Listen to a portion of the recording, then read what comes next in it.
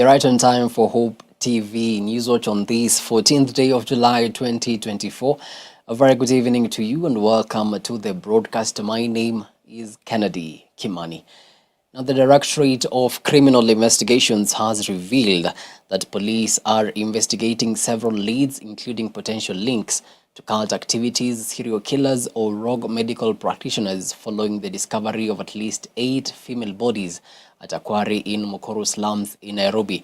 Preliminary investigations reveal that all 8 bodies recovered were female and severely dismembered. Meanwhile, all police officers stationed at Quarry Police Station in Mukuru slums have been transferred. According to the Acting Inspector General of Police, Douglas Kanja, the officers will be replaced by a new team to ensure a fair and unbiased investigation into the incident.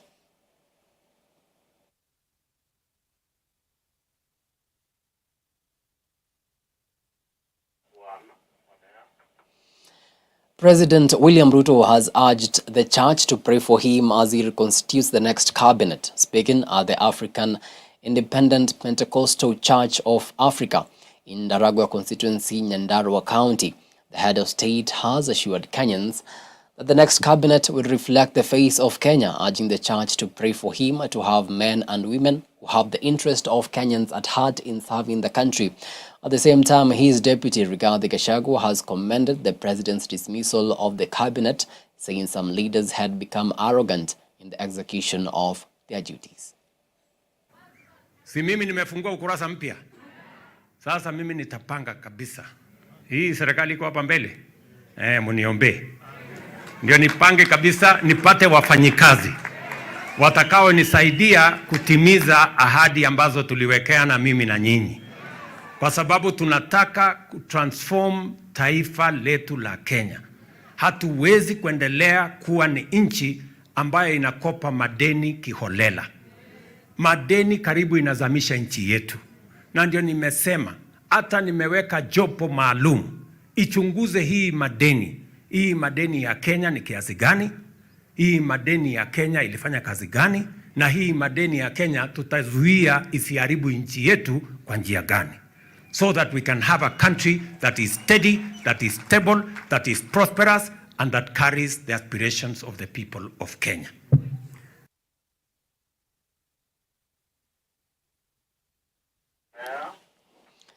Moving on, and President William Ruto's proposal for a 6-day multi-sectoral convention starting on Monday has been met with resistance from a section of the Gen Zs and millennials. This rejection raises questions about the reasons behind the decision and the potential consequences. According to President William Ruto, the forum will constitute 150 members, 50 of them being the youth, while 100 will be drawn from religious institutions, civil society, professional organizations, and the political parties, among other stakeholders. Given to me by Article 1521 and 1525B of the Constitution and Sections 12 of the Office of the Attorney General's Act, decided to dismiss with immediate effect all the Cabinet Secretaries and Attorney General of the Republic of Kenya, of the Cabinet of Kenya, except the Prime Cabinet Secretary and Cabinet Secretary for Foreign Affairs and Diaspora Affairs. And of course, the Office of the Deputy President is not affected in any way.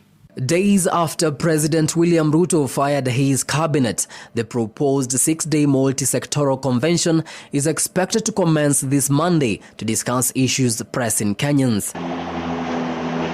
This comes in the wake of deadly nationwide protests against taxation and President Ruto's leadership. The convention has, however, been met with resistance from a section of Gen Zs and millennials. This rejection raises questions about the reasons behind this decision and the potential consequences. It's very important to give dialogue a chance, although I'm scared that whichever report is going to come out of it, maybe it might not be implemented to the full. Na hizo vitu mnaenda kuongelea Monday, by the way. Kuongea si solution, actions ndio zinatusaidia. Historically, Kenyans have been taken round and round towards the dialogue, and which has never been implemented.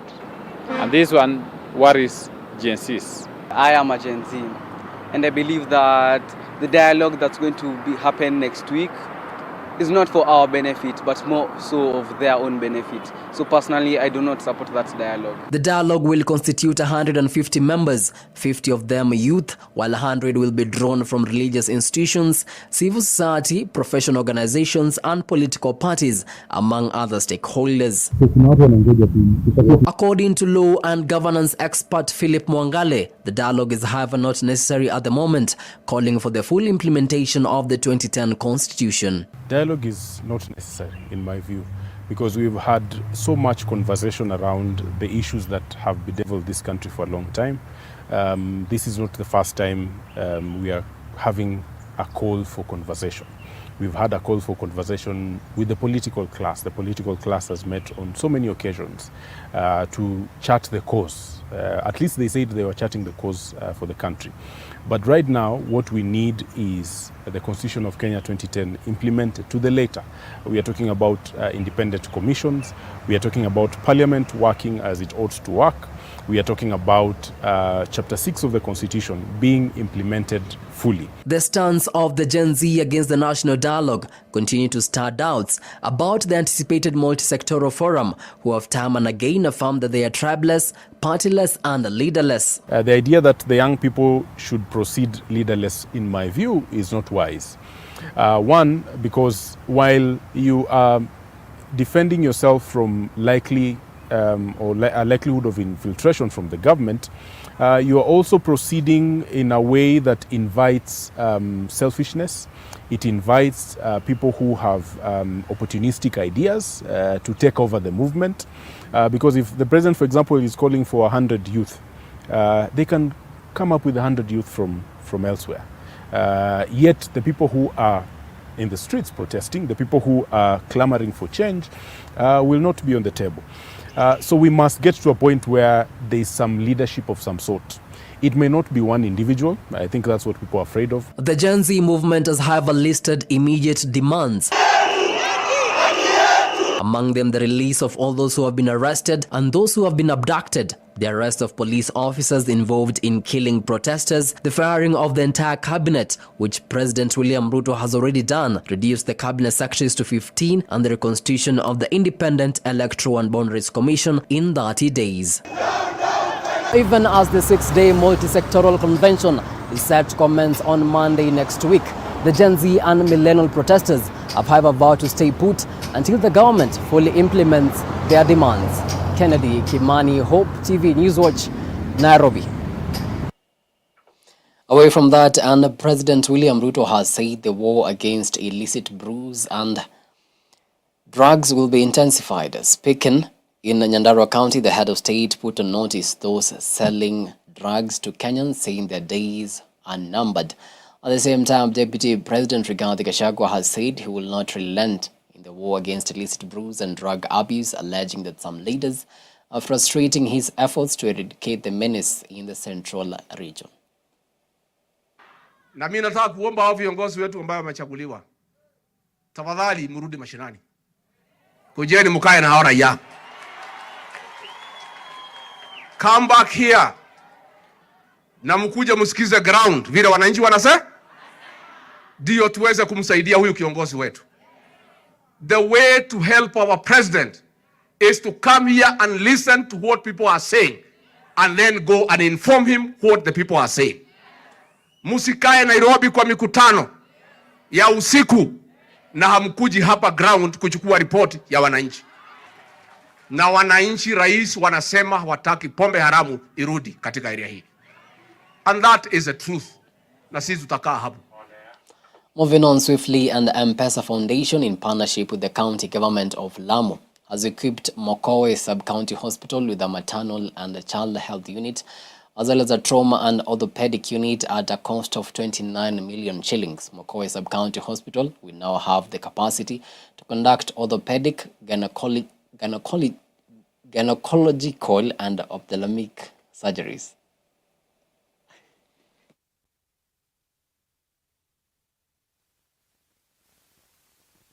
Hospitali hii baada ya ukarabati na vile baada ya kupata msaada mkubwa kutoka Safaricom Foundation wa vifaa.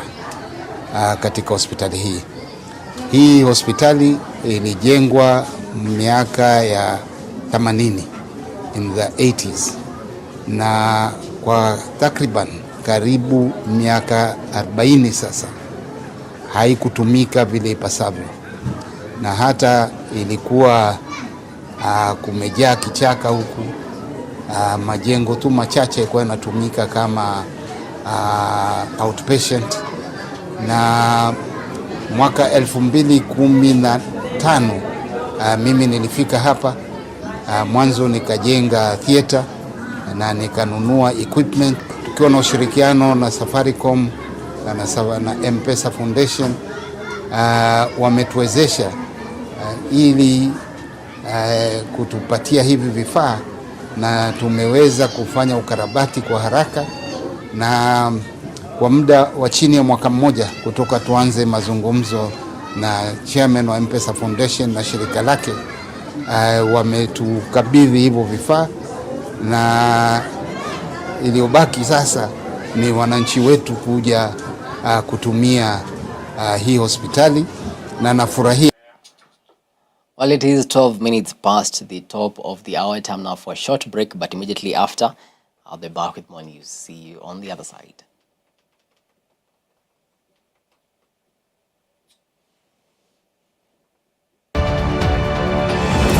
Hey, I can breathe.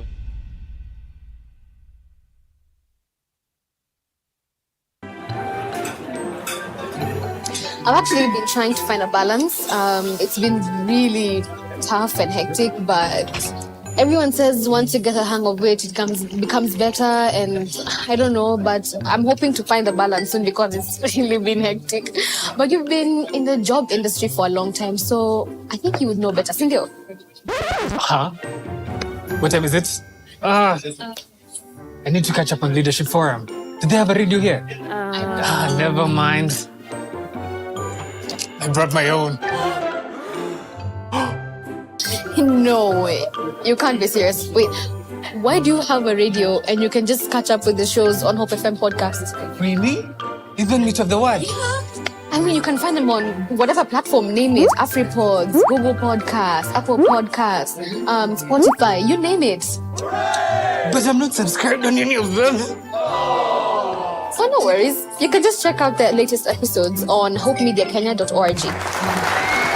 You can now listen to select Hope FM programs on your favorite podcast streaming platform or directly on our website www.hopemediakenya.org. Listen and live.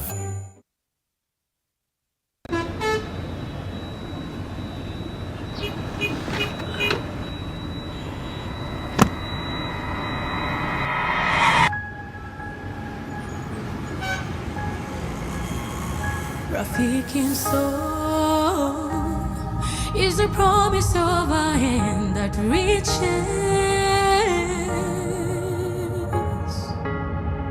and goes beyond what angaza tumaini kote.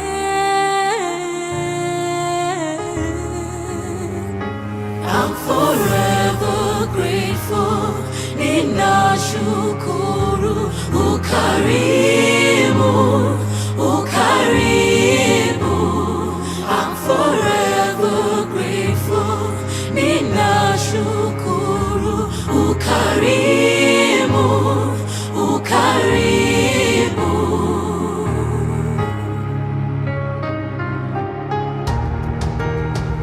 Rafiki soul is a promise of a hand that reaches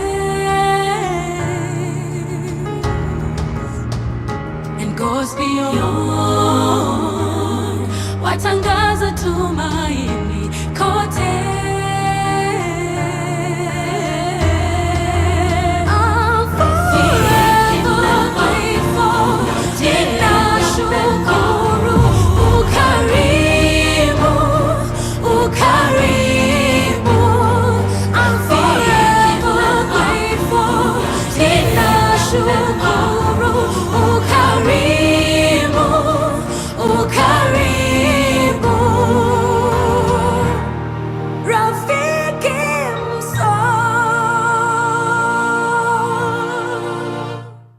Friends of Hope, keeping hope alive.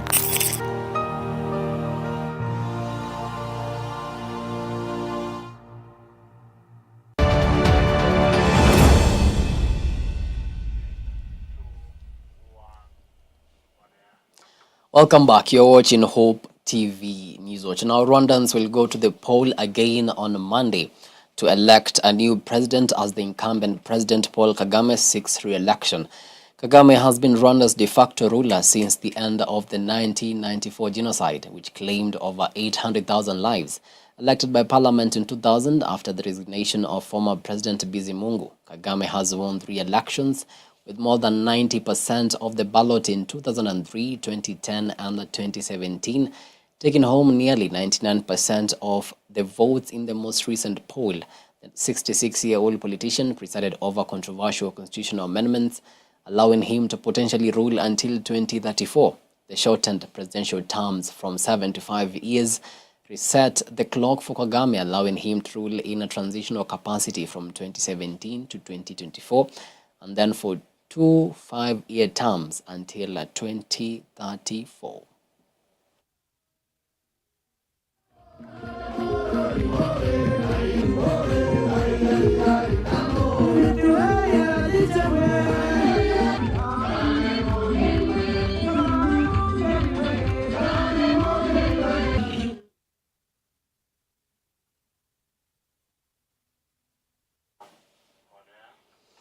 Former U.S. President Donald Trump is reportedly doing well after a gunman fired shots at the presumptive Republican presidential nominee at a campaign rally in Pennsylvania, striking him on the right ear.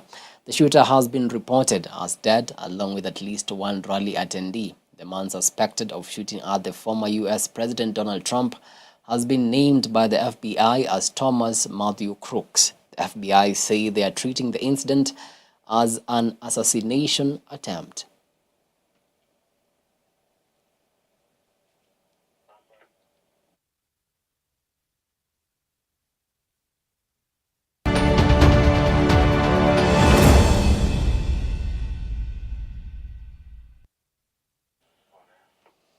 And to some sporting action now, England and Spain are set to face off in the Euro 2024 finals tonight at the Olympia Stadium at 10 p.m. East African time. Spain, who are tied with Germany for the most European Championship titles, has a storied history in world football, winning 3 European Championship titles each. England, under Gareth Southgate, is on a quest to end a long-standing title drought and claim a historic first Euro victory in Germany. The 3 Lions have never won the European Championship and haven't claimed a major tournament title in 58 years. The 2 football giants have faced off 27 times, with Spain winning 14 matches, England 10, and 3 ending in draws. The last encounter was in the 2018 Nations League, where England triumphed 3-2.